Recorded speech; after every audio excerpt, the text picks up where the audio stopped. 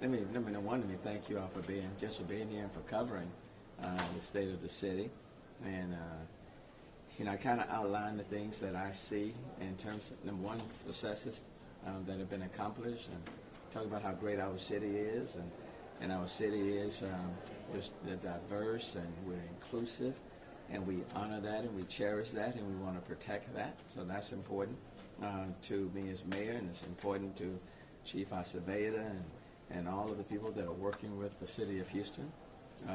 And then, certainly we are one chamber away from getting the Houston Pension Solutions passed. So I'm ecstatic and at the same time,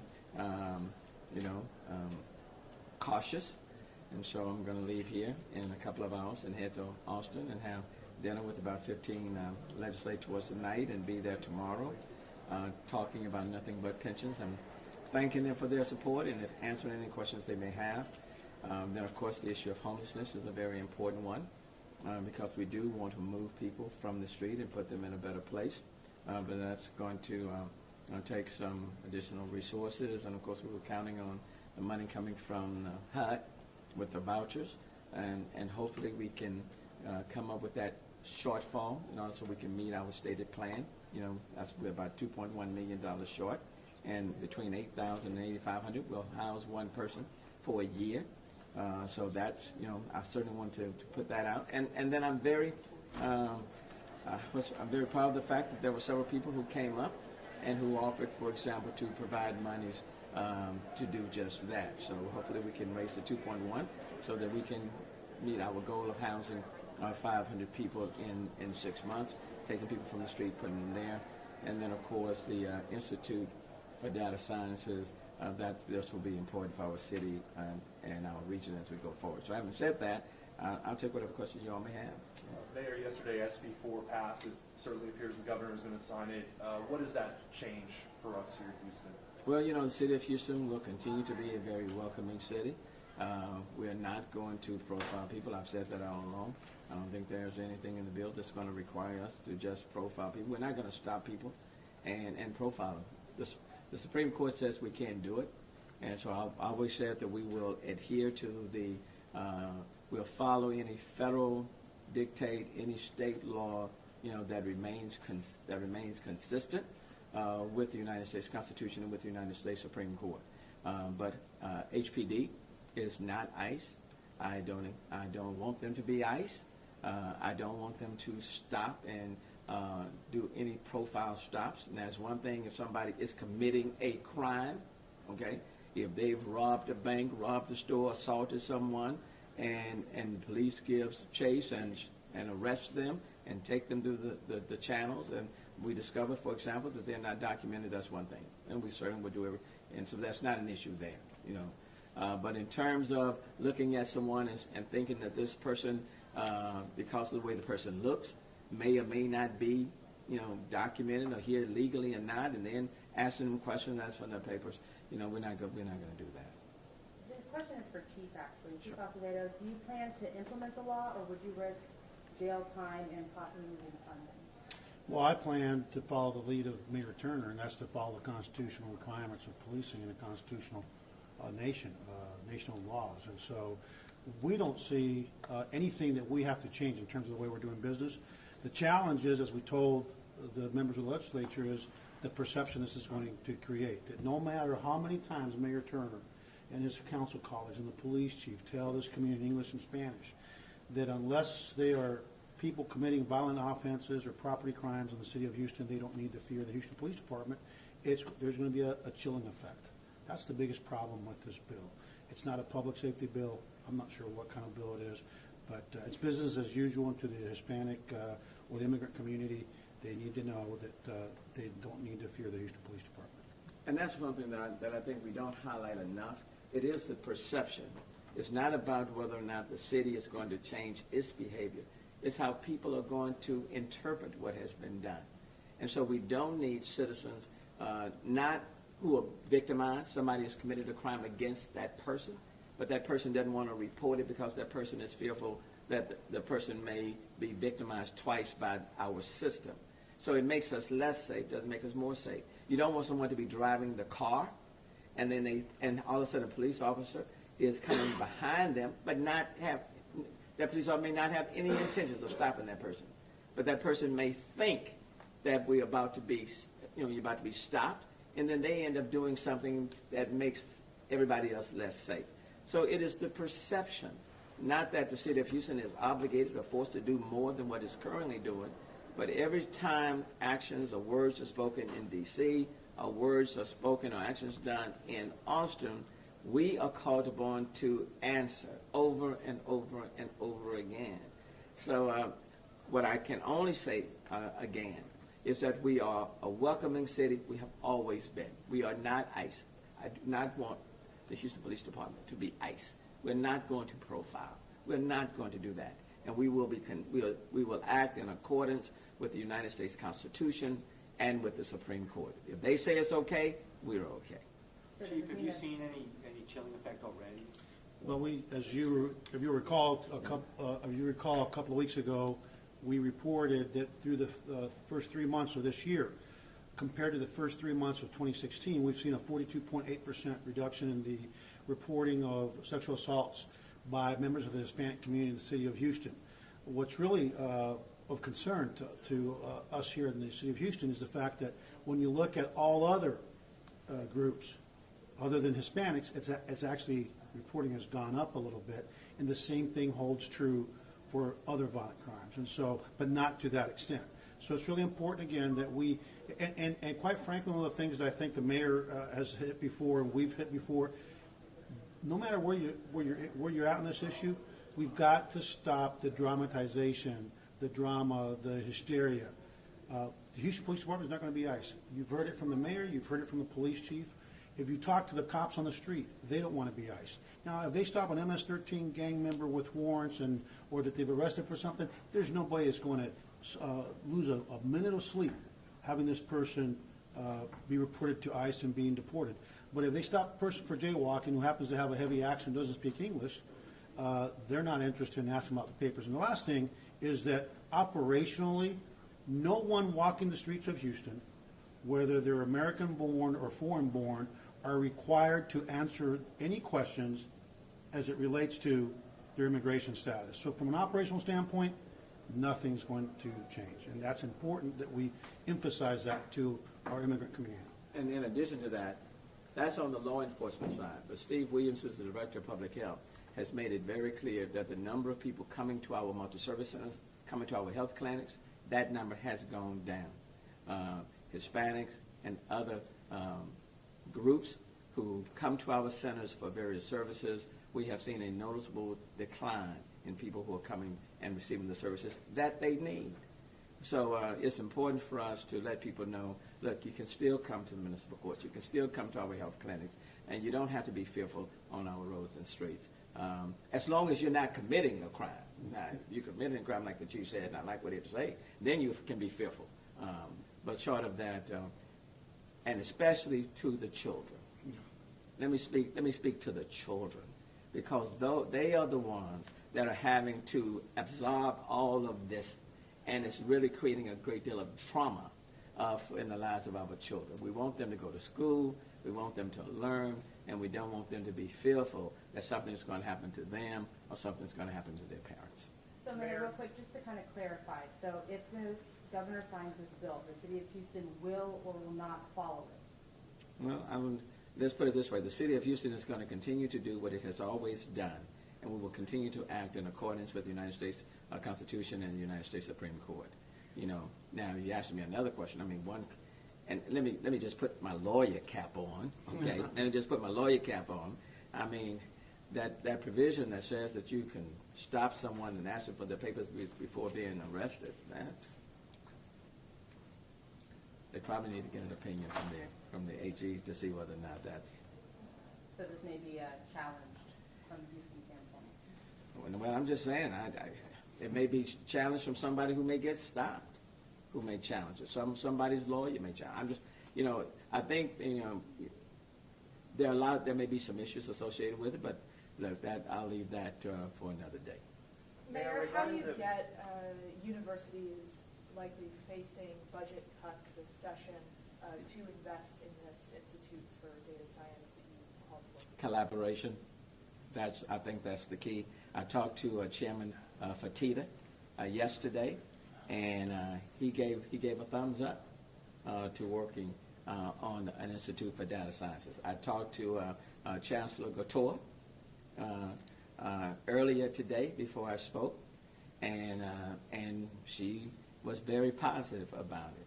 I think the approach may have been questionable, but I do think when it comes to an Institute for Data Sciences, I think most people agree, and certainly those who I talk to, think it's an excellent idea. And so collaboration, leveraging resources, and then pulling in the business sector, other companies, high-tech companies. I think if we bring all of them together, I think we can get the resources that are desperately needed. And do you plan to serve simply as kind of convener or advocate, or do you foresee the city potentially offering incentives? Well, I certainly intend to put out the call to ask them to meet me at the table. I want to jumpstart? Is that the word? I want to jumpstart this process again. I'll visit with Andy, the Economic Development Officer. And he's been working with a number of these institutions and businesses. He's the Economic Development Officer. I just think it's a golden opportunity here. There's a lot of interest, and I think we shouldn't miss it. But take this as the first step to try to jump start and bring people to the table. And University of Houston should be a leader in this process. We're talking about City of Houston. University of Houston should take the lead in collaborating and working with Rice, Texas Southern, A&M, UT, and let's kind of start from a point of mutual understanding and respect, with the recognition that there needs to be an Institute for Data Sciences in the City of Houston. And pivoting to pension reform, yes. If the State House signs off on the pension deal on Saturday, are you considering issuing pension obligation bonds prior to when this law goes into effect and prior to a November 3rd? I'm going to wait and see what the final bill says, what the final bill would allow us to do. If the final bill doesn't allow us to do it and forces us to go in November, then we'll go in November. But let me wait and see what they end up writing. And now, if you ask me this question right after, let's say it passes the House, approved again by, there are no significant changes from the Senate, and it's signed by the governor, then ask me that question the day after. Well, but I'm excited about where we are. We haven't been to this point in 16 and a half years.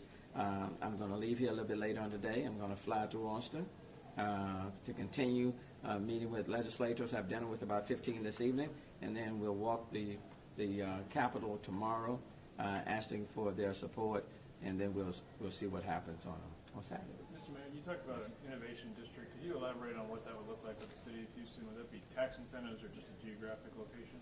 In some cases, the process has already started, and I think we can build on the foundation that's already occurred. But it's an innovation district, and I'm going to leave it to Andy to put meat on the bones. But the task force is working on it, and the task force from the city, and that's being led by Councilmember Amanda Edwards, is also working with the task force from the Greater Houston Partnership, and that's being led by Gina Luna. And the whole notion is creating this density of high-tech companies in a certain geographical district in the downtown area. And then doing these fund-to-fund mechanisms, and we have already brought in the individual who started it in Chicago. Detroit. In Detroit. So we've already had conversations. So this is just not an idea. It's already being baked, so to speak. But we do need the full support of the Greater Houston Partnership, of the business communities, to establish this venture capital fund that can really spur activity. Do you have a timeline for the unveiling of that? we are pushing it hard. Chicago started 5 years ago, and in less than 5 years, they've gone from $300 million in venture capital to $1.7 billion, and they have shot up in the rankings. I mean, 40,000 high-paying jobs. So it's not something that takes a long period of time to do, but expect between now and, let's say, at the end of the year, really want to push the idea forward, put some legs on it. But look, I don't think there's, and most people, many people that I've talked to say that there's no better area to play in this space than the city of Houston, with World Energy Capital, largest medical center, MD Anderson, Johnson Space Center, the port, cybersecurity being a huge deal in this area, the 2 international airports, Ellington Field. All of the people are saying all of the elements are there, and quite frankly, they are asking, why hasn't Houston been playing in this space? And I think we just have chosen not to play in this space. And it's not trying to duplicate what's Silicon Valley. That's not the vision. It's just creating a center that's uniquely Houston, taking advantage of all of the assets that we have. Okay. Mayor, regarding the repeal of the revenue cap, does Yes. it depend on passage of pension reform, No. or does it not? The two are separate and apart. And are you determined for it to be on the November ballot? I am looking at November. And in a scenario in which it is repealed, do you have any projections in terms of how much the city could gain from that? Well, let's just say when the changes that we made in 2017, last year because of the revenue cap, we lost about $28.4 million. Since 2014, we have now been able to take advantage of about $221 million since 2014. And if you take that money, and we're about at least 600 police officers short, that $28.4 million could have gotten us about 250 police officers. I think We could use them there. yes, we could have used that. So, look, protection, and it's not free. Police officers are not free. They're not free. Firefighters are not free. People who are fixing our streets, they are not free.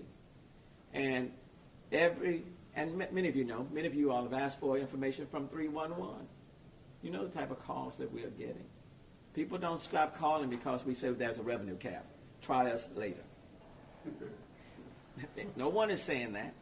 No one is saying there's trash across in front of my house. But we understand you have the revenue cap, so get to us when you can. No one is saying that.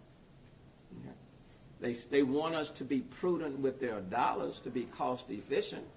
I got that. But when people have a need, they want the city to respond. Well, we want to respond. These guys want to put people who are committing crimes out of business.